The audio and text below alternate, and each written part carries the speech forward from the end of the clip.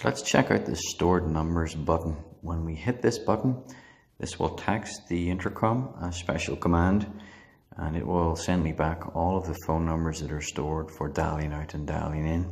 So we can see some messages have just come through. If we go to our message screen, we can see the detail. So we're looking at the bottom two messages here. We can see 011 is O stands for a dial out number. And because this same board can work for up to 10 buttons, we have to designate which button it's for. So 11 is button 1, phone number 1. And we can see the number following that then. 012 is button 1, phone number 2. 013 and 014. And then it changes. So we can see I've stored 4 dial out numbers that will call out when the button's pressed. Then we can see I1, I2, I3 and so on.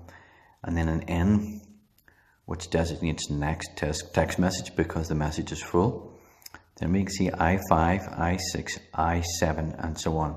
So these are dial in phone numbers, caller ID numbers that can ring the intercom and gain access, trigger the relay without incurring any call charge, just from their caller recognition. Okay, now we're going to check out the stored keypad codes function. So this function, because it's interrogating the intercom for a keypad code that could be used by someone that you don't want it to be used by, this particular string has a passcode at the beginning of this message. So this is a secure interrogation. When we hit this button, that passcode and the request is sent to the intercom, and then it will reply with a message, as we can see. So if we check our messages, we can see the bottom message here, it shows norm for normal keypad codes. So we have a list of codes stored here: 0521, 4545, 2323, 1234 and so on. So it will list every code followed by a comma.